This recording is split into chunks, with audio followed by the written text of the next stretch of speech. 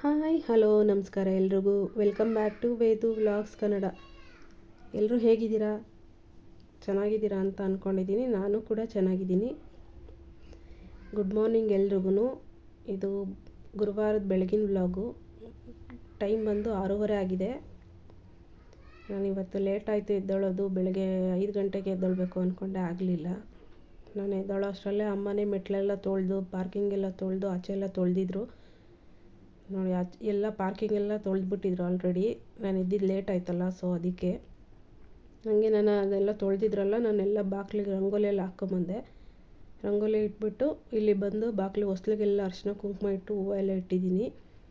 ಇದು ನೋಡಿ ನಮ್ಮ ಮನೆ ಹತ್ರ ಇರೋದು ಒಂದು ಚಿಕ್ಕದು ಬುದ್ಧ ಪಾಟ್ಗಳು, ಅದರಲ್ಲಿ ಅಲೋವೆರಾ ಹಾಕಿದ್ದೀನಿ. ಇಲ್ಲಿ ದೇವ್ರದ್ದು ವಿಗ್ರಹಗಳಿದ್ದಾವೆ. ಗಣೇಶ ಅದು ಬಾಗಿಲಿಗೆ ಬರೋ ಹತ್ರನೇ ಗಣೇಶ ಇದ್ರೆ ಒಳ್ಳೇದು ಅಂತಾರಲ್ಲ, ಅದಕ್ಕೆ ನೋಡಿ. ಇದೊಂದು ನಮ್ಮದು 2 ವೀಲರ್ ಇದು ಒಂದೇ ಇರೋದು, ನನ್ನ ಮಗನ ಸೈಕಲ್ಲು. ಇಲ್ಲಿ ನೋಡಿ, ಇದು ಅಲೋವೆರಾದಲ್ಲಿ 2 ನಮ್ಮ ಮನೇಲಿ ಗೂಡು ಕಟ್ಟಿದೆ ಅಕ್ಕಿಗಳು. 2 ಗೂಡನ್ನು ಕಟ್ಟಿ ಎಲ್ಲೇ ಮೊಟ್ಟೆ ಇಟ್ಟು ಮರಿನೂ ಮಾಡಿದ್ದಾವೆ.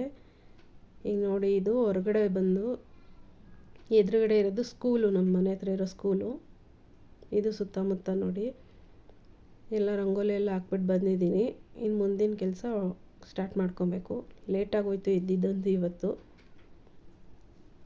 ನಿನ್ನೆ ಎಲ್ಲ ಸ್ವಲ್ಪ ಕೆಲಸ ಮಾಡ್ಕೊಂಡಿದ್ದೆ, ಇಲ್ಲ ಅಂದಿದ್ರೆ ಇವತ್ತು ಇದ್ದಿದ್ದು ಟೆನ್ಷನ್ ಆಗಿಬಿಟ್ಟಿರೋದು ನೋಡಿ. ಇವಾಗ ಕಾಫಿ ಎಲ್ಲ ಇಟ್ಕೊತಾ ಇದ್ದೀನಿ.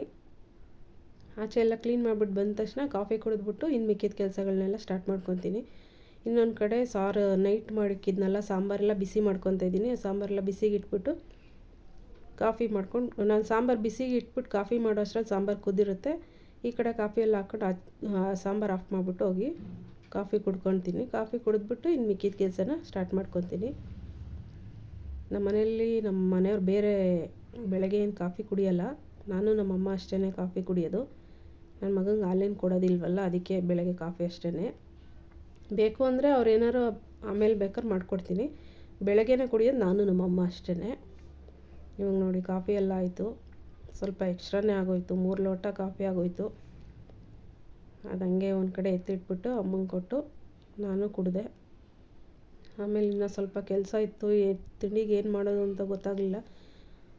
ಈಸಿಯಾಗಿ ಆಗೋ ಟೊಮೆಟೊ ಬಾತೆ ಅಲ್ವಾ, ಅದಕ್ಕೆ ಟೊಮೆಟೊ ಬಾತ್ ಮಾಡೋಣ ಅಂತ ಮಾಡಿ ಮೇಲೆ ಬಂದ್ಬಿಟ್ಟು ಸ್ವಲ್ಪ ಮೋಟ್ರ್ ಆನ್ ಮಾಡಿಕೊಂಡೆ, ನೀರು ತುಂಬಲಿ ಅಂತ. ಸ್ವಲ್ಪ ಗಿಡಗಳಿಗೆಲ್ಲ ನೀರು ಹಾಕ್ಬಿಟ್ಟು, ಸ್ವಲ್ಪ ಪುದೀನ ಇತ್ತು, ಎಲ್ಲ ಕಿತ್ಬಿಟ್ಟಿದ್ರು ಆಲ್ರೆಡಿ. ಇನ್ನೊಂಚೂರು ಸ್ವಲ್ಪ ಇತ್ತು. ಟೊಮೆಟೊ ಬಾತ್ ಮಾಡ್ತೀನಲ್ಲ, ಅದಕ್ಕೇ ಸ್ವಲ್ಪ ಕಿತ್ಕೊಳ್ಳೋಣ ಅಂತ ಇರೋದ್ರಲ್ಲೇ ಚೂರು ಕಟ್ ಮಾಡ್ಕೊತಿದ್ದೀನಿ. ಇನ್ನು ಬೇಸಿಗೆ ಅಲ್ವಾ, ಚೆನ್ನಾಗಿ ಬೆಳೆಯುತ್ತೆ ನೋಡಿ. ಎಲ್ಲ ಫುಲ್ಲು ಕಟ್ ಮಾಡ್ಕೊಂಬಿಟ್ಟವ್ರೆ.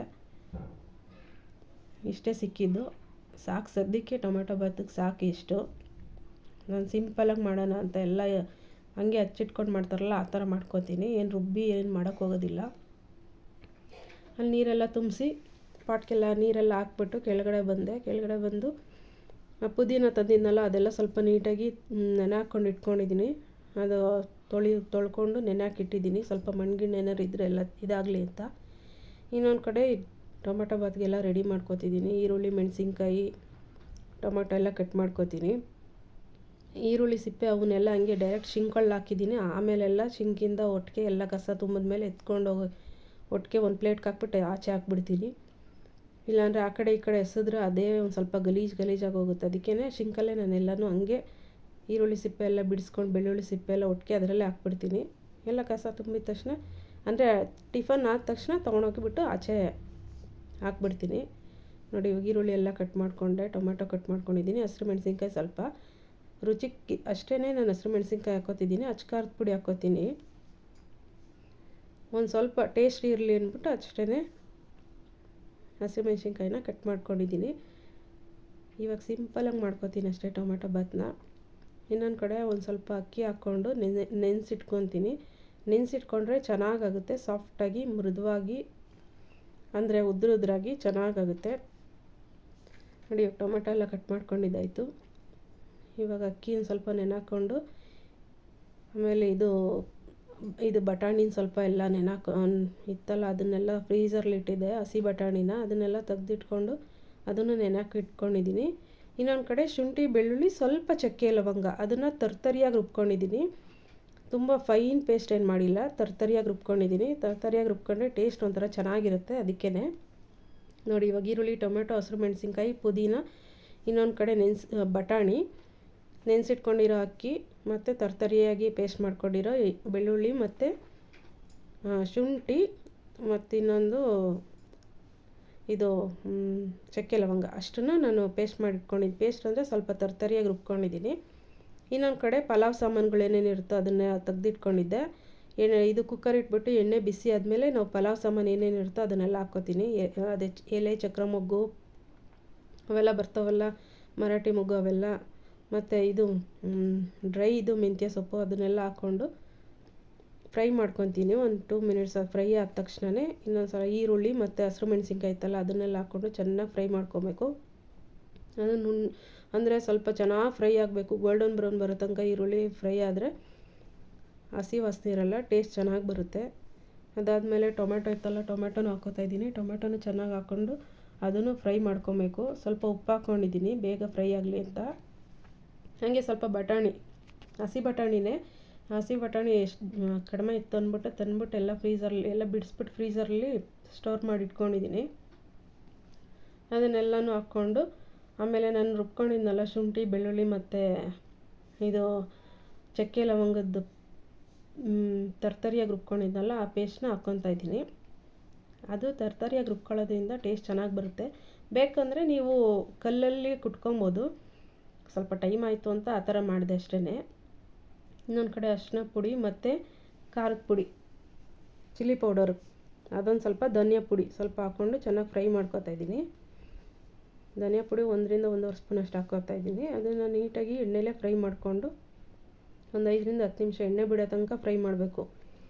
ಎಣ್ಣೆ ಎಲ್ಲ ಬಿಟ್ಟಾದಮೇಲೆ ಇದು ಇವಾಗ 1.5 ಗ್ಲಾಸ್ ಅಕ್ಕಿಗೆ 3 ಗ್ಲಾಸ್ ಅಷ್ಟು ನೀರು ಹಾಕ್ಕೊತಾ ಇದ್ದೀನಿ.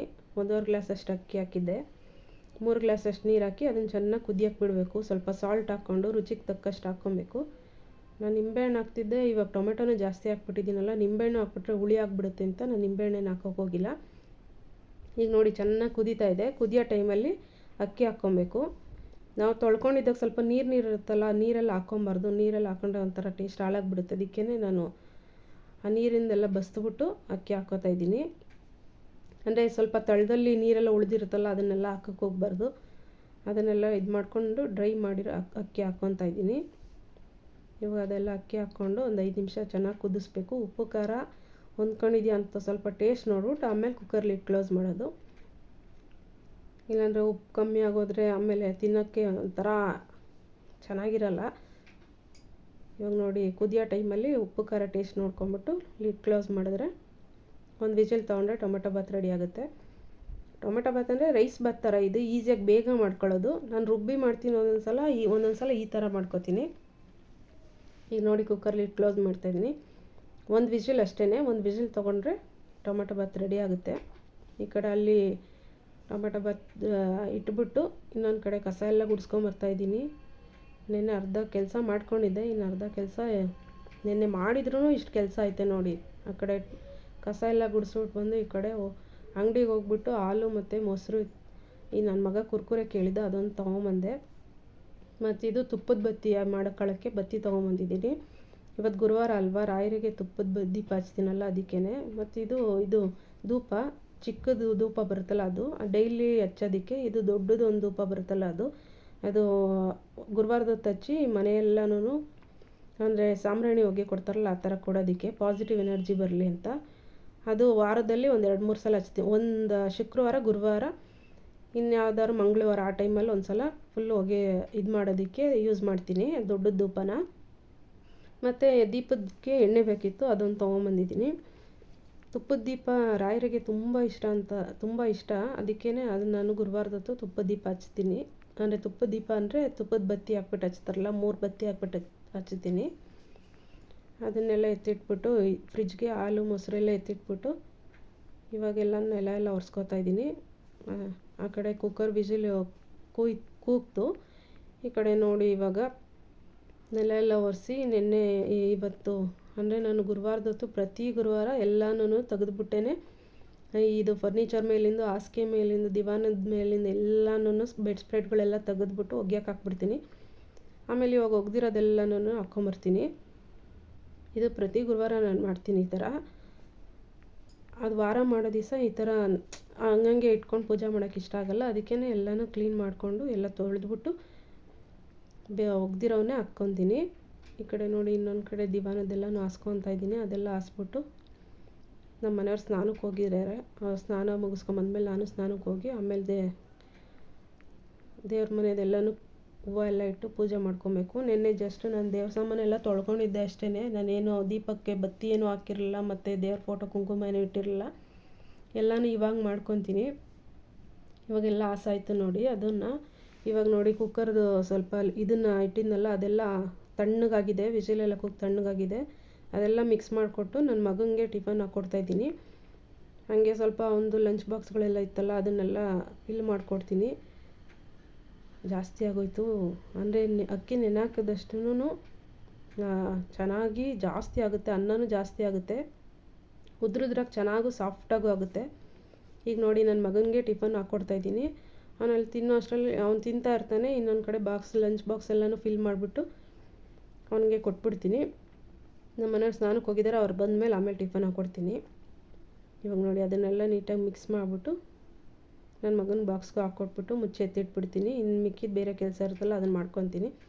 ಇನ್ನೆಲ್ಲ ಮುಗೀತು. ಜಸ್ಟ್ ಇವಾಗ ಸ್ನಾನಕ್ಕೆ ಹೋಗ್ಬೇಕಷ್ಟೇ. ನಮ್ಮ ಮನೆಯವ್ರು ಬಂದು ಆಮೇಲೆ ಅವರೇ ಟಿಫನ್ ಹಾಕ್ಕೊಂಡು ತಿಂತಾರೆ.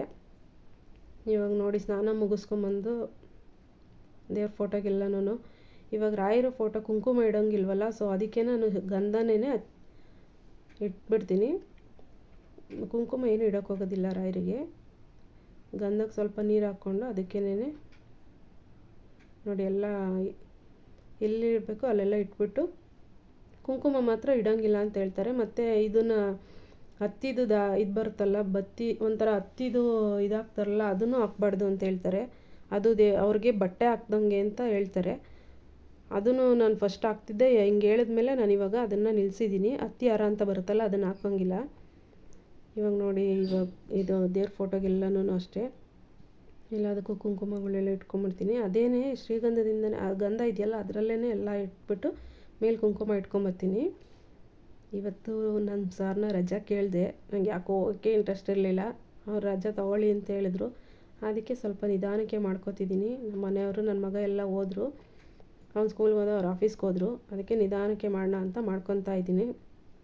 ಇವಾಗ ನೋಡಿ ಇವಾಗ ತಟ್ಟೆಗೆಲ್ಲನೂ ಕಳಸ ಇಡ್ತೀವಲ್ಲ ಆ ತಟ್ಟೆಗೆ ಸ್ವಲ್ಪ ಅಕ್ಕಿ ಹಾಕ್ಬಿಟ್ಟು ಅದ್ರ ಮೇಲೆ ಕಳಸ ಇಡ್ತೀನಿ ನಾನು.